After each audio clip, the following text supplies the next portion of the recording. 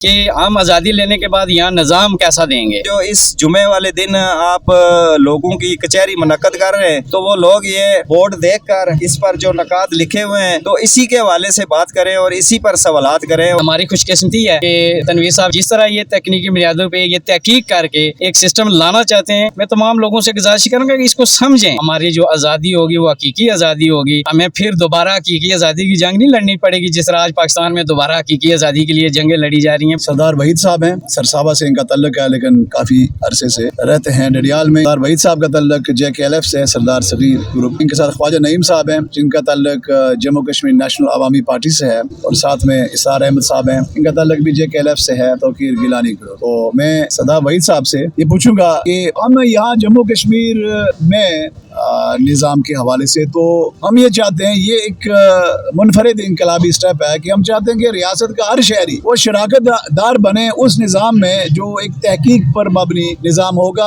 اور میں سمجھتا ہوں حالات بھی سازگار ہیں. انڈیا نے اس طرف سے اپنے طرف سے جو اس نے سمجھا کہ اس نے وہ حصہ اپنے اس نے لے لیا ہے جہاں تک اس کی سمجھ ہے، اور پاکستان والے بھی سمجھتے ہیں کہ بس بات نزدیک ہے. وہ کوئی 28ویں ترمیم کی تیاری کر رہے ہیں جس میں انہوں نے صوبے یا کسی اور پاکستان کے اندر صوبوں میں ضم کرنے کی کوشش کرنی ہے. تو اس پر آپ کیا کہیں گے؟ جی بسم اللہ الرحمن الرحیم. میں یہ سمجھتا ہوں کہ کسی بھی چیز کی جو بنیاد ہے نا وہ تکنیکی بنیادوں پہ تحقیق سے کوئی بھی ملک جو کسی چیز کی تیاری کرتا ہے اپنے جو فرض کریں گے، جو فرض کریں ابھی آزادی کی جنگ لڑ رہے ہیں تو سب سے پہلے وہ نظام مرتب کرنا پڑتا ہے کہ ہم آزادی لینے کے بعد یہاں نظام کیسا دیں گے. تو جس طرح آپ نے ایک تحقیقی بنیادوں پہ یہ کام شروع کیا ہے تو میرے خیال میں سب سے ضروری چیز یہ ہے کہ اس میں تمام کے تمام لوگ جو وہاں کے رہنے والے ہیں ہر وارڈ کی سطح پہ، گاؤں کی سطح پہ، ان لوگوں کو یہ جو نظام آپ نے دیا ہے ایک بہترین نظام، اس کی آگاہی ہونی چاہیے. اور جو چیزیں پورے خطے میں رہنے والے لوگوں کے ساتھ مشاورت کے ساتھ ایک بہترین نظام ترتیب پاتا ہے سب کی مشاورت سے، وہی اصل نظام ہوتا ہے. جو یہ موجودہ فرسودہ نظام ہے، جس طرح آپ نے کہا جی کہ چند لوگوں کو اکٹھا کر کے، اپنے رشتہ داروں کو اکٹھا کر کے، یا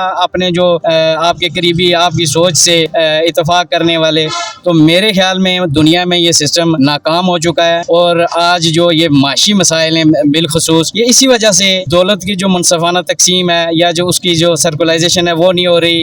غریب تر ہوتا جا رہا ہے اور چند خاندان امیر سے امیر تر ہوتے جا رہے ہیں، اور وہ پورے سسٹم پہ، معاشی سسٹم پہ قابض ہیں، جس کے لیے مڈل طبقہ تو تقریباً فارغ ہی ہو چکا ہے جس کو ہم سوچ طبقہ کہتے ہیں. تو یہ خلیج بھی دن بہ دن جو ہے وہ سرمایہ دار اور مزدور کے درمیان بڑھتی جا رہی ہے. تو بہترین جو نظام ہے اس کے لیے تکنیکی بنیادوں پہ ہی یہ جو میں آپ سے اتفاق ہی کرتا ہوں، اور میں تمام لوگوں سے یہ گزارش کروں گا کہ اس چیز کو تھوڑا سا سیریس لیا جائے. یہ کوئی مذاق نہیں ہے، ہمارا مستقبل یہی ہے. تو یہ کوئی کسی بھی پارٹی، فرض کریں کل ہم جس طرح اپنی ریاست کی بات، آزادی کی بات کر رہے ہیں، تو آزادی کے بعد بہت سارے مسائل ہوتے ہیں آپ کے سامنے. جو ملک انڈیا پاکستان وجود میں آئے ان کے پاس پہلے سے کوئی تیاری نہیں تھی، کوئی جو انتظامی یا حکمرانی طرز تھا ان کا، اس کے حوالے سے تیاری نہ ہونے کی وجہ سے آج 78 سال گزر جانے کے باوجود یہ جو ان کے مسائل ہیں وہ جوں کے توں ہیں. اور اس سے بہتر تھا کہ جو جس طرح یہ پہلے رہ رہے تھے وہ زیادہ بہتر تھا. میں نہیں سمجھتا کہ یہ کوئی آزادی ہے جس ملک میں کوئی جس کی کوئی خارجہ پالیسی اپنی نہ ہو، جس کے اندر معاشی آزادی نہ ہو، جو IMF کا یا ورلڈ بینک کا آج بھی غلام ہو، وہ کیسی آزادی ہے. تو ان تمام چیزوں کو مد نظر رکھتے ہوئے اگر آج بھی ہماری خوش قسمتی ہے کہ تنویر صاحب، یہ نہیں کہ میں کوئی خوشامد ان کے منہ پہ کر رہا ہوں، جس طرح یہ تکنیکی بنیادوں پہ یہ تحقیق کر کے ایک سسٹم لانا چاہتے ہیں، میں تمام لوگوں سے گزارش کروں گا کہ اس کو سمجھیں. ابھی تک جو ہے نا ہم اس کو سیریس نہیں لے رہے، تنقید برائے تنقید، اور جو چیز ہماری سمجھ میں نہیں آتی ہم اس کو فضول قرار دیتے ہیں کہ جی یہ چیز ہی نہیں ہو سکتی، یہ ناممکن ہے، کوئی ناممکن نہیں ہے. میرے خیال کے مطابق یہ جو نظام ہے، اس نظام میں حکومت اگر یہاں ہمارا قائم ہوتا ہے، جو کہ انشاءاللہ میں نے لفظ اگر استعمال کیا، ہمیں پور امید ہے کہ ضرور یہاں کامیاب ہوگا، تو پھر اس وقت ہماری آنے والی نسلیں بھی خوشحال ہوں گی. ہماری جو آزادی ہوگی وہ حقیقی آزادی ہوگی. ہمیں پھر دوبارہ حقیقی آزادی کی جنگ نہیں لڑنی پڑے گی جس طرح آج پاکستان میں دوبارہ حقیقی آزادی کے لیے جنگیں لڑی جا رہی ہیں، بلکہ ایک بہترین آزادی اور ایک بہترین نظام حکومت ہمارے پاس ہوگا.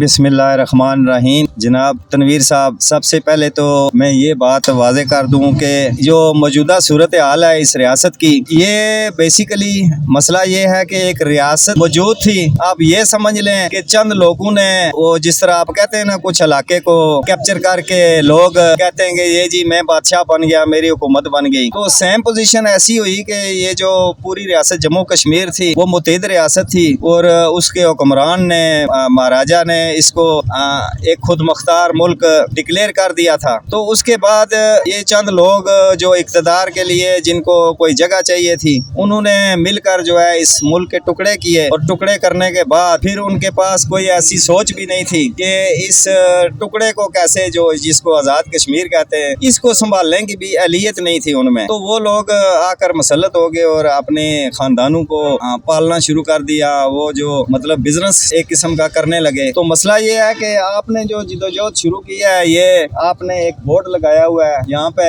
پورے نکات لکھے ہوئے ہیں, اور یہ آپ کی زندگی کا بہترین نچوڑ ہے جو آپ نے پچھلے 20 سال یہاں اس ریاست میں رہ کر ان لوگوں کے اوپر تحقیق کی کہ ان لوگوں کے معاشی مسائل کیا ہے, ان کے اقتصادی مسائل کیا ہے, ان کی آزادی کے مسائل کیا ہے. تو میں سمجھتا ہوں کہ جو اس جمعے والے دن آپ لوگوں کی کچہری منعقد کر رہے ہیں, تو وہ لوگ یہ بورڈ دیکھ کر اس پر جو نکات لکھے ہوئے ہیں تو اسی کے حوالے سے بات کریں اور اسی پر سوالات کریں اور اسی پر آپ سے جواب مانگیں. تو میں یہ سمجھتا ہوں کہ آپ نے اتنی محنت سے یہاں پہ ایک قسم کی جو ہے وہ تحقیق کی ہے کہ لوگ کیسی آزادی چاہتے ہیں, کیسی ریاست چاہتے ہیں, اور اس ریاست کا جو بنیادی ڈھانچہ آپ بنانا چاہتے ہیں یہ آپ وہ لوگوں کو سمجھا رہے ہیں. تو یہاں پر وہ سوچ ڈیولپ نہیں ہو سکی جو سوچ آج آپ اس قوم کو دینا چاہتے ہیں, یہ بہت پہلے جو ہے ان کی سوچ ہونی چاہیے تھی. تو میں سمجھتا ہوں کہ بہت اچھا کام ہے آپ کا. تو آپ صرف ان لوگوں کو یہ سمجھانے میں اگر کامیاب ہو گئے کہ یہ جو آپ 2000 ممبرز کا